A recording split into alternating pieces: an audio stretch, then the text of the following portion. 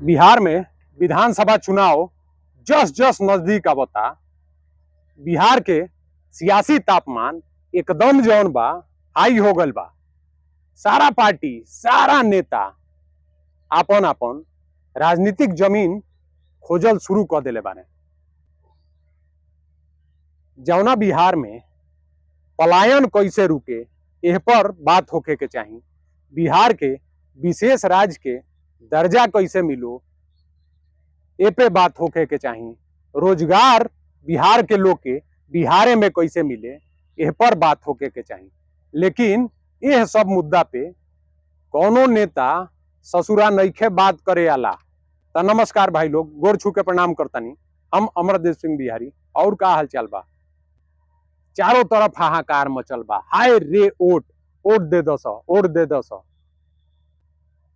बताओ, ओट खाली दे दस आ ओकरा बाद ई मलाई काटस आ हमनी के जौन बा यही घास छिलत रह जाई।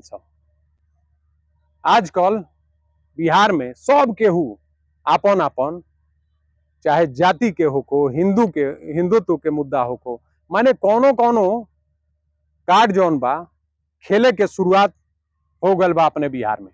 काहे कि सब केहू जानता जे क्षेत्रीय पार्टी जौन भी बिहार के बारी स उ जातिवाद के आधार पे वोट बटल बा ओकनी के। तो ओमे भाजपा कैसे सेंधमारी करी?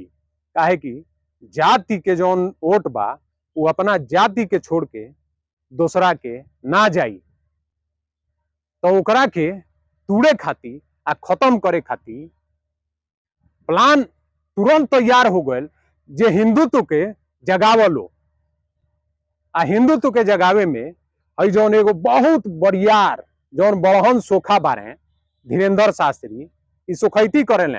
उहे देखल नु भूत झगावे भगावे ले, झाड़े फूके ले।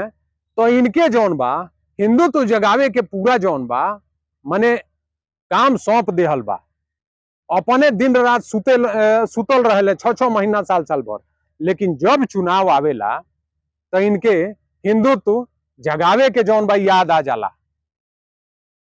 और ना तो ये अपने बिहार में हुंकार भरता रहे ठीक चुनाव से पहले जे हिंदू राष्ट्र अगर बनी तो सबसे पहले बिहारे से शुरुआत हुई। ए सोखा बाबा चुतिया बुझले बारा बिहारियन के हैं।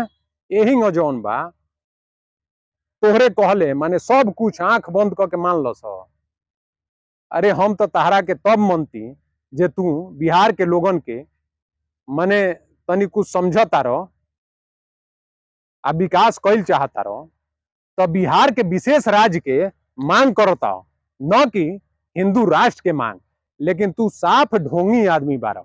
पता ना भाजपा तहरा जिसन आदमी के कैसे जौन बा इतना पॉपुलरिटी देतिया। जहां देखो तहां कोई करोड़ तहरा जाए में रुपया खर्चा होता। और ना तो रुपया तू लेतो बारा ओकरा बाद माने लोग तहार भक्ति में लीन बा।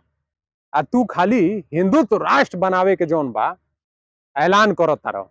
अरे शुक्र मनाओ जे बिहार के जनता आक्रामक ना ही ना तो मार के बिहार से भगैले रही। हिंदू राष्ट्र बनले से जौन बा हमनी के बिहार में रोजगार आ जाई, फैक्ट्री लाग जाई। और जौन लइका दूसरा राज्य में अपन परिवार छोड़ के दूगो रोटी खाती कमाए जाता रहे सो उ पलायन रुक जाई। शिक्षा के उहे स्तर एकदम गिर गल बा। स्वास्थ्य व्यवस्था हमनी के बिहार में एकदम खत्म बा। डबल इंजन के सरकार बनू आज तक डबल इंजन के जौन मुख्यमंत्री बारे अब रिटायर होके के कगार पे बारे। लेकिन इहो आज तक ना बतैले जे भाजपा से आखिर गठबंधन ही कैले, एनडीए में शामिल भइले तो कौना वादा के माने रख के शामिल भइले। जनता तो यह बुझलक जे नीतीश बाबू बिहार के विशेष राज्य के दर्जा खातिर शामिल होता रहे। लेकिन आज तक इहो आदमी एकदम जौन बा विशेष राज्य के मुद्दा पे बात ना कैलक। कुल मिला के नीतीश कुमार के अब रिटायर कर देवे के चाहिए। लेकिन उहे बा जातीय नेता। भाई नीतीशों के अपन जात के वोट तो बढ़ले बा और केहू के तो जाई ना। लेकिन अब नीतीश बाबू समझस तो ठीक बा, ना समझस तबो ठीक बा। भाजपा अपन चाल चल देले बिया। देखलो हनु कई गो राज्य में यही हिंदुत्व के नाम पे का से का हो गए। तो अगिला ई जौन बा बारी अपने बिहार के बा, तो हम तो ये नेतन से कुछ ना कहें, अपना बिहार के जनता से खाली कहें जे बिहार के जौन आज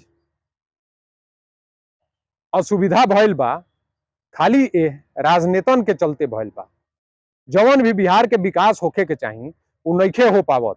तो अब की बार के चुनाव में हिंदुत्व के मुद्दा मत चले दिहलो आ ना जाति के, खाली जौन बा बिहार के विकास आ विशेष राज्य के दर्जा के मुद्दा एकदम अपना बिहार में बना दलो। आ जवन नेता तारा लोग के दुआरी पे जाओ वोट मांगे, वो नेतवा से पूछलो जे ते ही बताओ बिहार के विशेष राज्य के दर्जा कब मिली। अगर बिहार के विशेष राज्य के दर्जा ना मिली तो हम तोहनी के वोट काहे देम।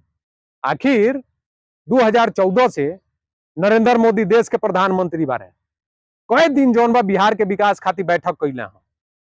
दिन छोड़ दो, घंटा बता देस, मिनट बता देस, सेकंड बता देस ना, उनका लगे फुर्सते नहीं खे।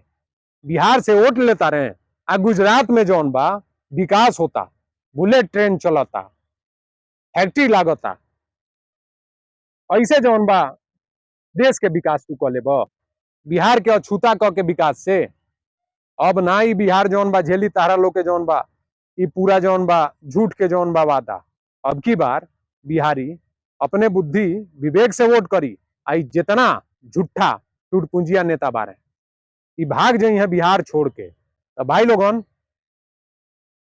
चुनाव तो नजदीक आ गल बा, अपना बुद्धि विवेक से अपने लइका फैका के देख के आ बिहार के विकास देख के वोट करिह लो। कुछ अगर तारा लोग के दिमाग में होई हमरा प्रति आ बिहार के प्रति तो कमेंट करके अपन राय जरूर दिहलो। आ वीडियो के ज्यादा से ज्यादा लाइक करिहलो, शेयर करिहलो, साथ में चैनल के सब्सक्राइब जरूर करिहलो। तब बोलो बिहार की जय।